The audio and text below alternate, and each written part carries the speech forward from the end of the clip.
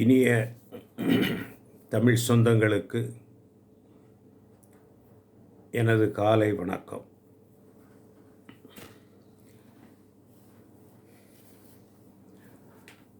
அருமை தமிழ் சொந்தங்களே, இப்பொழுது நான் உங்களிடையே அலசப்போவது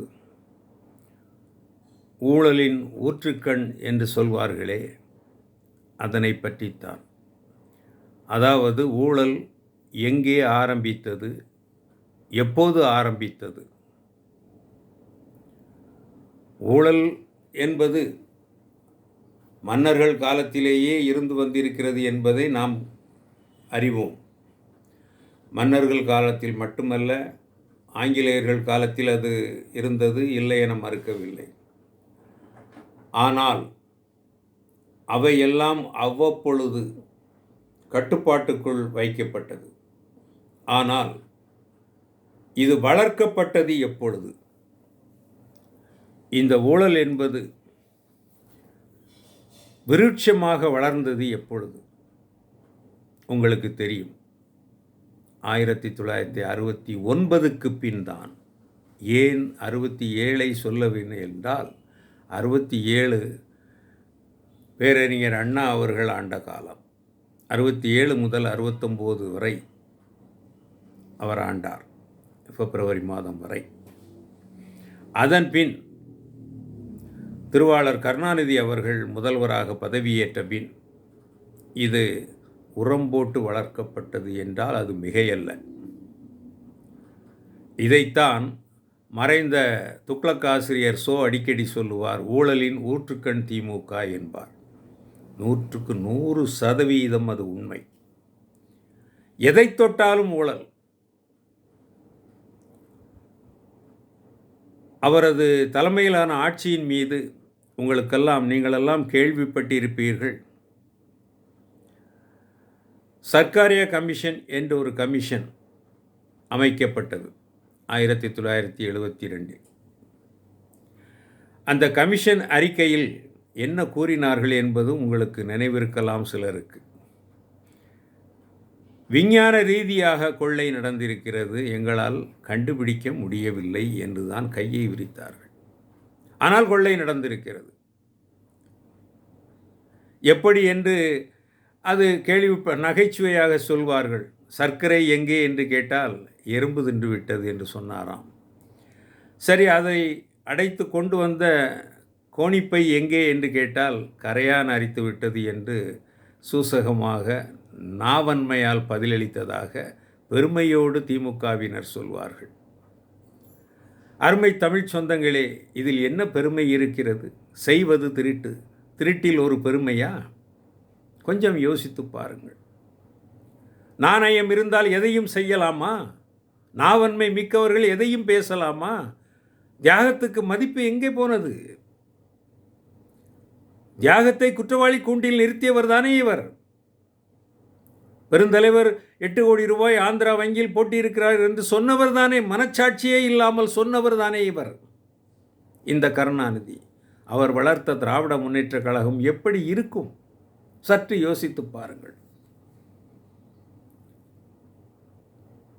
69ற்கு முன் அமைச்சரானவர்கள், ஏன் அதற்கு பின்னும் 75 வரை அமைச்சரானவர்கள், இன்று அமைச்சராக இருப்பவர்கள் தான் அமைச்சர் ஆவதற்கு முன், எம்எல்ஏ ஆவதற்கு முன் தனக்கு எவ்வளவு சொத்து இருந்தது, இன்று எவ்வளவு சொத்து இருக்கிறது, இரண்டுக்கும் உள்ள வித்தியாசத்தை பொதுவெளியில் ஒப்புக்கொண்டு பொதுமக்களுக்கு ஒப்படைக்க தயாராக இருக்கின்றார்களா? நான் கேட்கிறேன். அப்படி என்றால் அவர்கள் மனச்சாட்சியுள்ளவர்கள், ஏற்றுக்கொள்கிறேன். ஆனால் நிலைமை அதுவல்ல. மேலும் மேலும் மேலும் மேலும் திருடுவதற்கு என்ன வழி என்று தானே யோசிக்கின்றார்கள். ஒரு செய்தியை மட்டும் நான் ஒரு உதாரணமாக சொல்கின்றேன். ஒரு பானை சோற்றுக்கு ஒரு சோறு பதம்.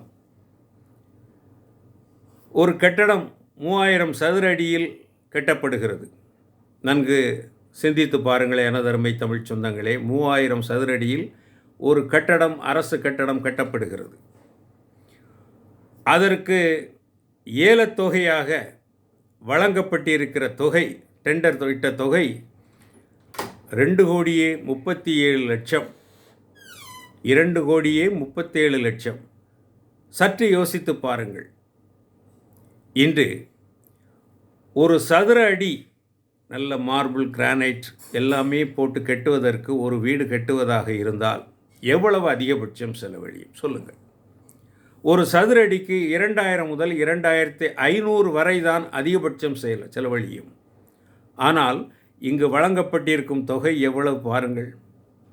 அப்படி பார்த்தால் 2,500 என்றே வைத்துக் கொள்ளுவோம். 75 லட்சத்திற்குள் அந்த கட்டடம் கட்டி முடிக்கப்பட வேண்டும்.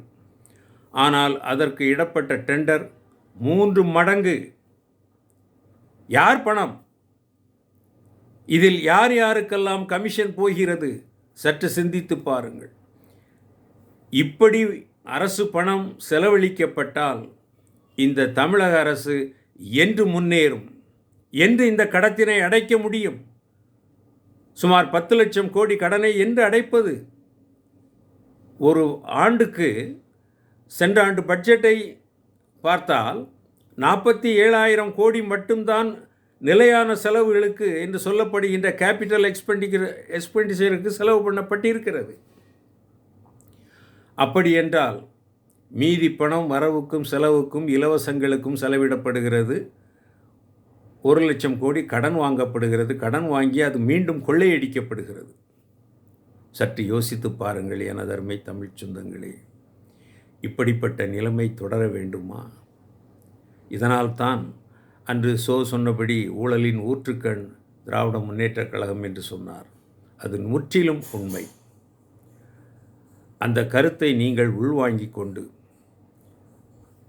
இதிலிருந்து நாம் முற்றிலும் விடுபட அருமை தம்பி விஜய் தலைமையிலான தமிழக வெற்றி கழகத்திற்கு இந்த நமது முழு ஆதரவினை தந்து அவரை ஆட்சியில் அமர்த்தி தமிழறிஞர்களை கொண்டு, சிறந்த அறிஞர்கள் நமது தமிழ்நாட்டில் இருக்கிறார்கள், அவர்களை கொண்டு ஒரு சிறந்த ஒரு நிர்வாகத்தினை தருவதற்கு வாய்ப்பினை நல்குவோம் என கூறி உங்களிடமிருந்து விடைபெறுகிறேன். நன்றி, வணக்கம்.